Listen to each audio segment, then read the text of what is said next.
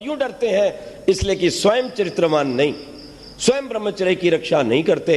और निश्चित रूप से जिसने परमात्मा के द्वारा दी गई इस मूल्यवान संपदा ब्रह्मचर्य की रक्षा नहीं की, वो ब्रह्म को 3 काल में भी पा नहीं सकता है। मैं वही बात फिर दोहरा रहा हूं, जिसने छोटी सी भगवान की धरोहर का सदप्रयोग नहीं किया, विषय वासनाओं में उजाड़ दिया, उसे भगवान और क्या देगा? जो देगा वो तो मैं बता ही चुका हूं, रोग और भोग देगा। आज का युवक और युवती, आज का विद्यार्थी जब बैठकर उठता है तो क्या कहता है? जी मेरे तारे से टूटते हैं। मैंने कहा तेरा सूरज भी टूटने वाला है, तेरा पूरा जीवन टूटने वाला है मूर्ख। जो तू काम करता है उसका ये परिणाम है।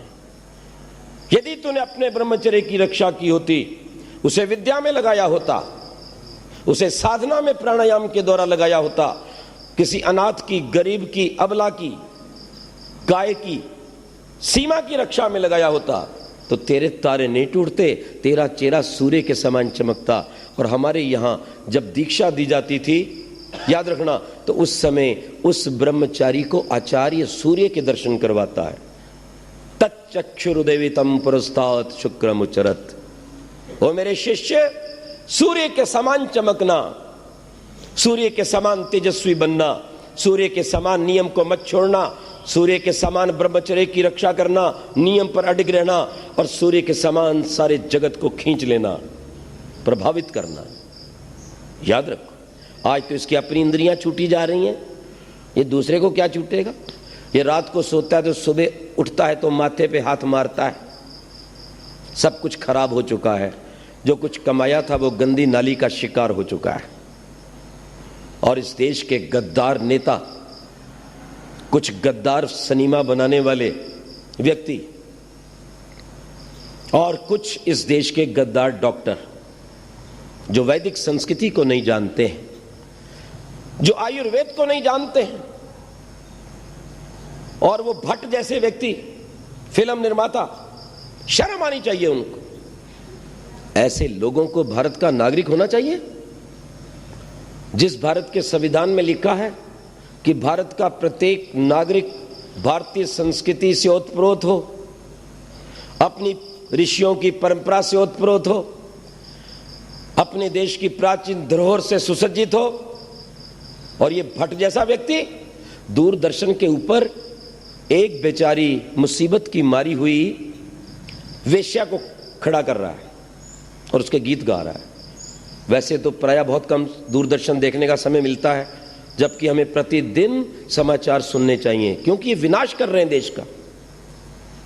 और एक दिन मैं अचानक ही देख रहा था दूरदर्शन, तो क्या हुआ, दिनेश, उसका नाम मुझे पूरा नहीं याद है, उस भट्ट ने एक वेश्या को खड़ा कर रखा था, महेश भट्ट। महेश भट्ट कहां का है? वो तो दुर्वेश भट्ट है। सच कहता हूं, ऐसे व्यक्तियों को कभी आप सम्मानित मत करो। और क्या कह रहा था? एक बेचारी मुसीबत की मारी हुई उस वेश्या को खड़ा करके कह रहा है, ओहो, तुम्हें देखकर मुझे बहुत प्रसन्नता हो रही है, बहुत खुशी हो रही है, और मेरा मन चाहता है मैं तुम्हारे चरण छू लूं। हमें चरण को छू ले, मलमूत्र भी चाट ले, इसका प्रसन्नता जो तुझे बहुत हो रही है। ओह, ऐसा काम करते हुए तुम सुंदर हो। वास्तव में एक वेश्या है। अब किस मुसीबत से बनी? उसके पति ने सताया, किसी ने उसका दुरुपयोग किया, किसी ने उसको जाकर बेचा। अब बेचने के बाद वो बेचारी सोचती है मैं कलंकित तो हो ही गई हूं, तो यही काम करूं। अगर अच्छी संस्था कोई मिल जाती, उसको प्यार से लाती, इज्जत देती, उसको नौकरी देती, उसके बच्चों को पालती, तब तो जीवन बन जाता।